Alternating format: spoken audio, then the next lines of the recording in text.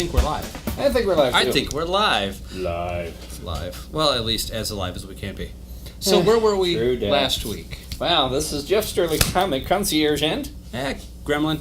And Gremlin. We ran out of time. Since last week, we discovered... I knew, but I forgot. That there is a villain in the Hulk universe called the Gremlin. So it's now his mascot. So speaks the Gremlin. So speaks the Gremlin. There you go. So we ran out of time last week at the 20-minute or so mark. We were talking about late Golden Age turning into what would be the Silver Age, but we thought maybe we'd call it Atomic Age, and all these things were happening. And basically, I'm going to be pretty quick because Logan has all kinds of cool stuff to show you this week. But basically, the upshot is superheroes were dying. There were only about 8 left in the DC universe. Timely stopped publishing all superhero titles. Disney continued to crank out winners, 1.5 million copies to 2.5 million per issue of the Disney stuff. They were always just fine through Dell. And the Comics Code comes in. Now, the Comics Code comes in because society is changing a little bit. Remember, it's post-war. They're trying to settle into a new normal. The economy's changed. People have come back from seeing horrible things. And they're looking for a little edgier story. And even back then, comic books were, they were thinking about the adults. Things got more violent. Things got more sci-fi. Things got more pushing the edge. And to the point that as early as, say, 1947, women's magazines were having articles featured about what you can do about the comics, what to watch for, this kind of thing. Sociologists were making studies of whether or not it hurts our youth. And they eventually wound up having congressional hearings about the subject. Dun. Oh, yeah, anytime government gets involved, here we go. And basically you had, it was a committee just before all of the witch hunt for communists went down in the same lovely decade. Oh joy. Yeah. We had, this is for the children, we had to have congressional hearings about juvenile delinquency. And the thing is, they had a point, because as we saw last week, they were like injury to the eye cover with needles and hot pokers, and women were being tortured, and there was all this bondage, and it wasn't necessarily for kids. It wasn't necessarily for kids. It's okay. That's why we have to go to Dell. Go get that Davy Crockett and the Walt Disney Comics and Stories, kid. Leave this stuff alone. The thing is, there wasn't an adult section on the newsstands. Anything that was out there could be seen by kids, and it was getting a little rough. They had hearings, they had testimony. The guys who did EC Comics came in. William Gaines, the chief publisher of that operation, testified, and when they asked him point blank about the cover with the headless woman and the axe murderer that killed her is holding her up with her, dripping blood on the front cover, they asked him if he thought that would be in good taste, and he said, yes, for the genre that we put out, it could be worse. And in fact, it was. He actually corrected it to make it tamer before they published it. Tamer. It was worse. Nice. The original art was worse. Is there? And the congressman stared at him in total disbelief, and he says, "Well, if you understand, these are not necessarily marketed for kids, but in the genre that we publish books, horror, you're going to see odd things, and they almost can't be presented gently and explore the genre." He had a point, but he didn't communicate it very well. In fact, he came off looking like, well, yeah, what are you going to do about it? We're going to do what we're going to do because we know we're right. We know how we have to publish a book and draw it and write it. We know our jobs. We know how to do this well. You guys don't. This is kind of a giant waste of time. And they didn't like that very well. You can find the actual transcripts of all of the hearings. By the end of all of this, Congress decided that if the comic books didn't clean up their act, Congress was going to do it for them. And you know how that works. So, the publishers got together and decided to create a self-censorship group called the Comics Code Authority. And you've seen the stamps. They don't have them much anymore, but all the 60s and 70s and 80s books, 60s and 70s for sure, had this stamp on it. When they first started publishing it, it was large on the cover, so the parents could see this thing has been approved, it's been looked over, it's safe.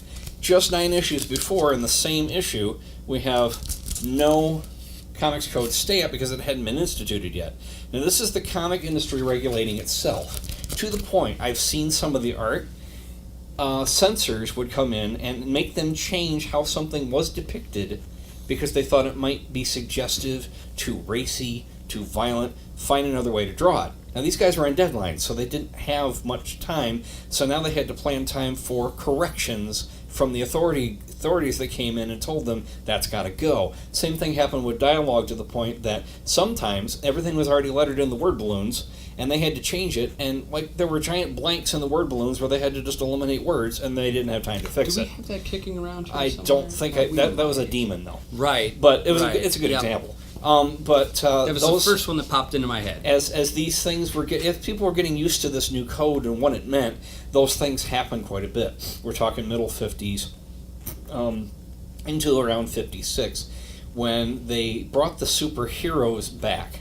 But in the meantime, pre-code, post-code, and the one I showed you earlier with the Amazing Willie Mays, Famous Funnies went so far as to send a letter home to parents and retailers extolling the virtues of their comics as being wholesome, and you can always count on us not to publish and distribute things that are going to make you have to worry about your kids.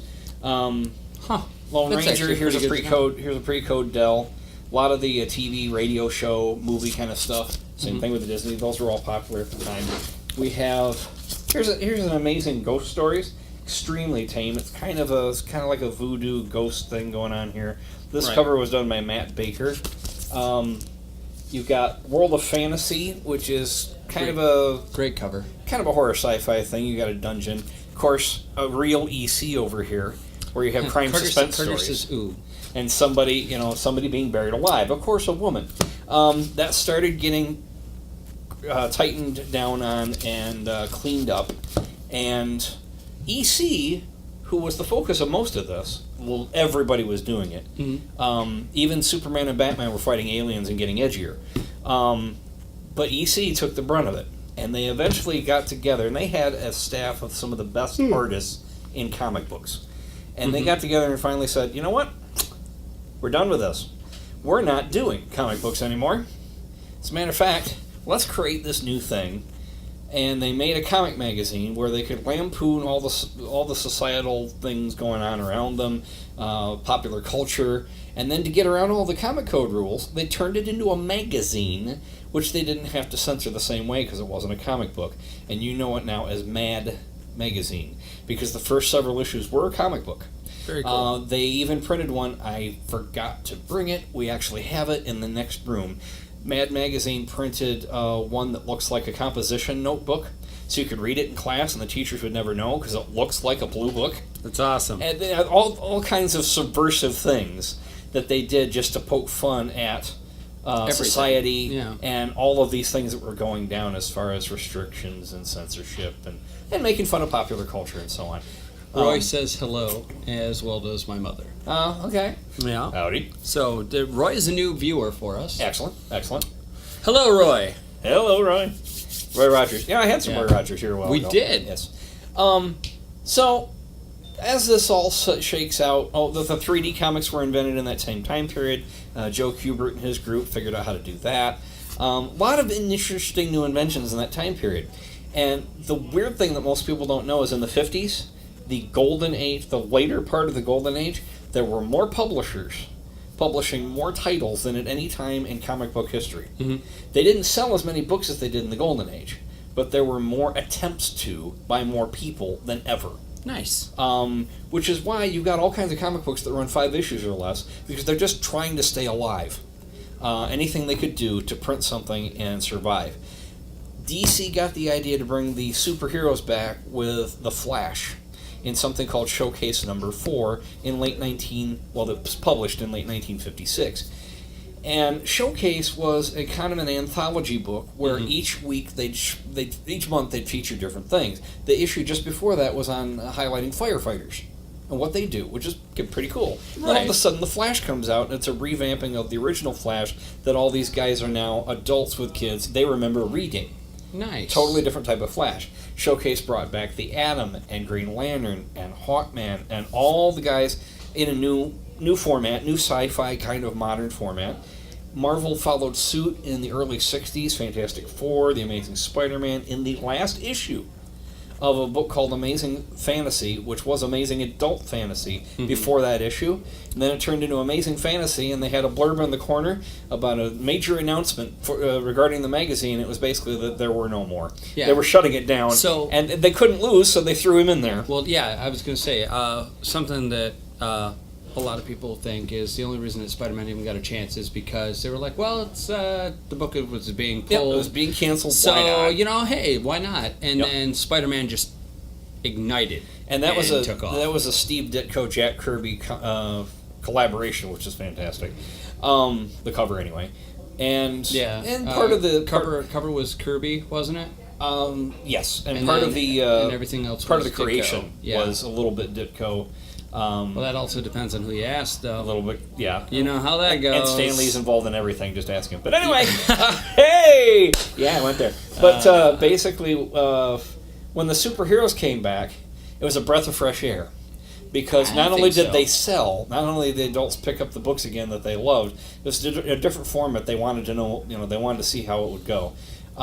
It was a genre where they didn't have to worry about all the crime and the murder and the so on. And let Mad Magazine do that. And so the comics picked up steam again in the late 50s because of the superhero rebirth. And in a way, to get away from... They were lost. It was like a lost half-decade there in the 50s in terms of comic industry. An interesting thing about Marvel, and we'll get into more of this stuff later next week and whatnot, many of the people that worked at Marvel worked at DC and vice versa. While they were, just trying to... They're artists. They're trying to find work. Like Jack Kirby. And when you take a look... Exactly. I was just going to say, when you take a look at the Fantastic Four and you got 4 astronauts in purple jumpsuits going up in space, looks an awful a lot like the Challengers of the Unknown, which he invented for DC many years earlier. So, and you'll see a lot of Marvel characters that were created out of things that they'd experimented with earlier. Now they're called prototype issues. It's like tryout kind of issues for famous characters we all know today, and those are very collectible because let's take this character and tweak it a little bit, and now we'll just call her Aunt May, this kind of thing. Yep. So all of that is stuff to look forward to. The Starenko calls it the Marvel Age of comics, but it really started in '56 with the Flash and Showcase. Oh, Starenko. And you want to talk about a man of awesomeness? He's done everything, including. But he doesn't have a name. Interestingly, he doesn't have a name for the Atomic Age of comics. He just completely skips it and doesn't give it a name. I don't know why.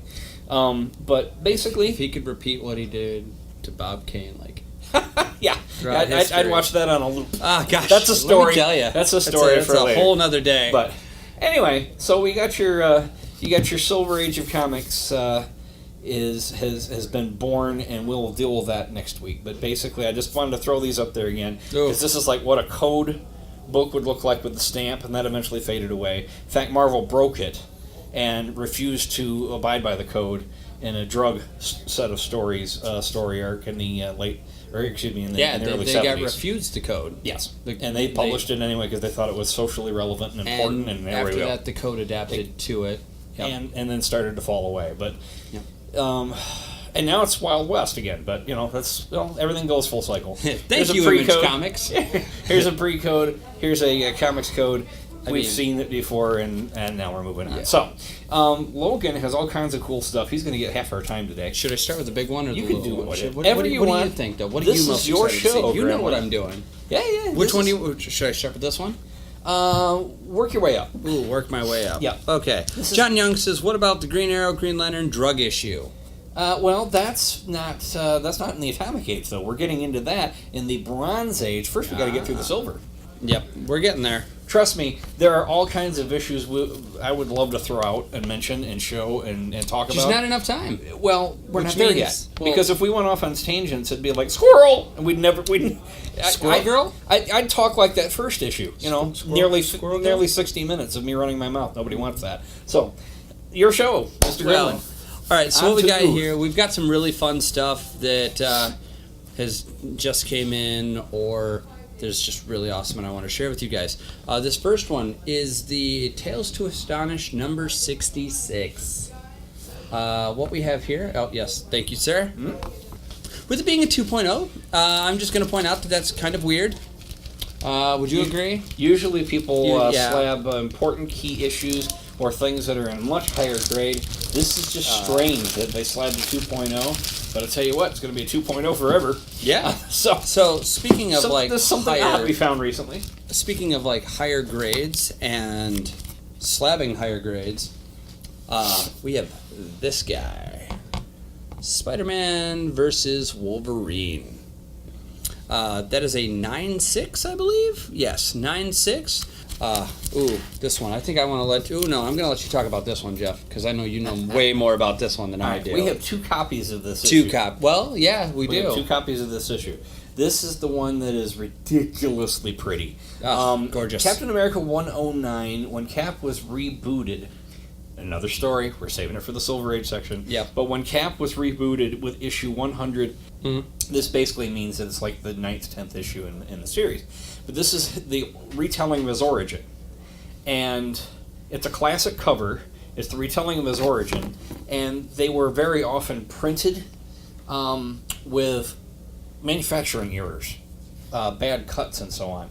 And we have 2 copies of this. Being a white cover, it's really hard to find uncrunched up, unsoiled, and this is near mint. And we have one that's shows its age a lot more, but this is the prettier of the 2, and it's always a sought after book. This one, number 100, of course, first appearances and anything drawn by Steranko in that era were the most popular of that run. Back to Steranko, and he changed punching things. people out. I'm just saying. We'll get to that story. Right. I love that story. Anyway, so what would we expect for kind of a ballpark range on that if someone wanted to come in and talk about it? I have to check the most recent listings because it's one of those books where it varies. Even with people that don't collect Captain America, the colors are so bright. It's a nice displaying book. There are people that are interested in that just because it's kind of an iconic cover. It draws them. So we'd have to check. It's almost like day trading with comics. Right. For some books, you got to check the recent market to know what's going on. Speaking of iconic covers, let's talk about this. Some of you might know what that is. Some might not. That's gorgeous. This is a Jim Lee second print Batman cover. Which title? This one, I do Detective believe. 602, right? No, it's Batman 608. Batman 608, my fault. Batman 608. That's the start of Jim Lee's run on Batman. Now, most people are like, all right, it's a variant cover. It's a second print. It's got to be worth less, right? No. Much lower print run and more popular than the cover A. Yeah. He did both. Yep. But this one is the one that people want if they can get it. So, I've got another book for you guys. This one's a trade paperback. This is called The Extinction Agenda. Speaking of Jim Lee. There you go. This one... And it collects the entire Extinction Agenda with Genosha and all of that into one volume. So if you've ever wanted to read that story arc, everything's right there in one shot. Boom. You don't have to find the individual books. We could do that for you, but some people like to trade paperbacks because it's all right there for you. Yeah, look at that. Oh, just gorgeous. Mm-hmm. I'm going to let you look at that. Yeah, I think I'll read it. You read it. Go for it. Buy a comic, read a comic, right? Buy a comic, read a comic. Exactly. Oh, this one. Suicide Squad. The first Suicide Squad. No Harley Quinn here, folks. This is the original Suicide... No, I take that back. This is the modern Suicide Squad. The original Suicide Squad was back in the late 50s, early 60s. That's a whole other story. Right, yep. This one right here, you've got Deadshot up here in the corner. I mean, it's just a gorgeous book for Suicide What's Squad. nice about this is that not only is it a first issue key, it's a jet black cover. And it's just beautiful. Damage shows on these things. Any black cover, it's highly unusual to find one this tight. So, anyway, go ahead. You'll kill me later. Yes. Anyway, I did you say patriotism? Somebody said patriotism. Sure. Somebody said patriotism. America. Boom, America. Or, well, G.I. Joe. Well. So what we have here They fight is for America. this is what I got. We're not even started yet. Oh, we'll be fine. Go We'll be on, fine. go on. All right. So what we have here is a premiere issue G.I. Joe. It's Great just American Hero. beautiful, guys. This is 1985. Yes. Now this is the magazine format. Yes, this is the So magazine it's black and format. white on the inside. It's like they used to do. No. No, there's color in here. Okay. There's The other actually ones- some games and some other cool stuff that you Okay, can play. cool. It's almost like G.I. Joe chess. It's weird. Alrighty then. I don't know. The other ones in that era were like the Hulk and the werewolf and stuff like that, or not werewolf, Dracula, black and whites. Conan. You guys stay awesome. Yes, buy a comic. Buy a comic. Read a comic.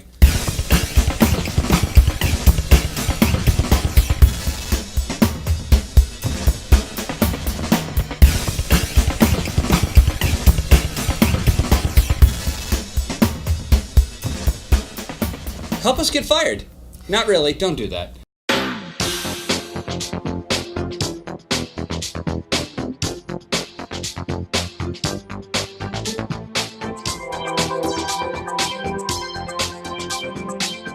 Access Vision. Your voice, your community.